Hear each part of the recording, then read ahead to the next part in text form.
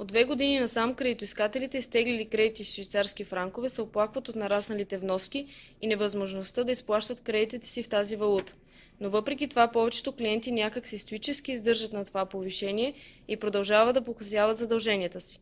В повечето случаи кредитите са предоговаряни и банките са отпуснали гратисни периоди, но анексите към договорите са им отнели правото да търсят справедливост след едностранното повишаване на лихвите. Тази мода на отпускане на кредити в швейцарски франк дойде в България през Унгария, където това се превърна в много сериозен проблем и за малко не срина тяхната банкова система.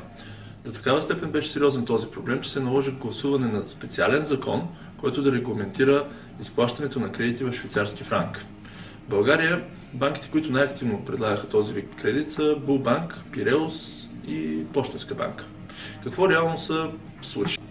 Ако трябва да бъдем честни, тези кредити никога не са били изгодни. Когато за първи път ги пуснаха Пощенска банка, си направих труда да сметна с колко са по-изгодни от нормален кредит в евро или в лева и се оказа, че това е едва 0,3%, имайки предвид всички такси. Малко цифри. Ако сте изтеглили кредит в швейцарски франк през 2008 година в размер на 60 000 франка при курс лев и 20 за франк и сте си купили жилище финансирано на 90%, то покупната му цена със самоучастието от 10% е била около 80 000 лева или 40 000 евро. Към днешна дата цената на това жилище в най-добрия случай е 35 000 евро, т.е. 70 000 лева. Вашият остатък по кредита ще е около 55 000 швейцарски франка, което е 89 000 лева. При това 5 години сте плащали вноски, в които по-голямата част са били лихви и сте платили като самоучастие 10% от стойността му. Още нещо, ако първоначалната ви вноска е била 1000 лева, в момента би следвало да е около 1400 лева с включеното увеличение на лихвата.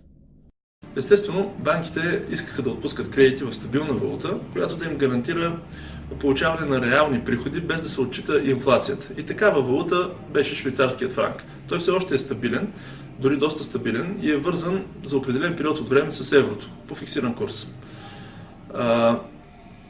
Банките използваха това, че никой не чете договора си и никой не смята. Предложиха атрактивен кредит с ниска лихва, но множество такси.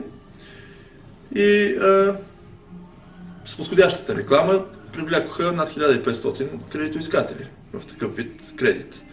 Така или иначе, който се излага да изтегли такъв кредит, в момента плаща поне с 33% по-висока вноска за жилище, което е поне на половината от стойността на това, каквото е било в момента на отпускане на кредита.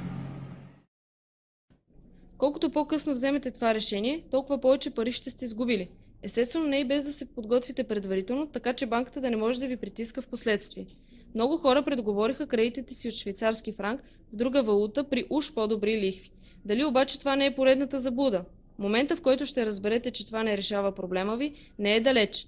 Ето и пример. Ако някой ви дължи пари и постоянно се оплаква, че му е трудно и не може да прави тези вноски, но въпреки това си плаща, вие ще му разсрочите ли дълга? Ще му простите ли част от дълга? Отговорът е не, защото той така или иначе си плаща. Ако обаче спре, ще му обърнете ли внимание?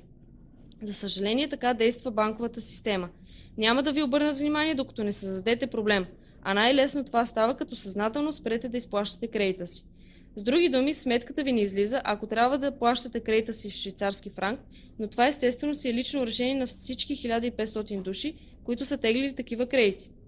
Две неща обаче са сигурни.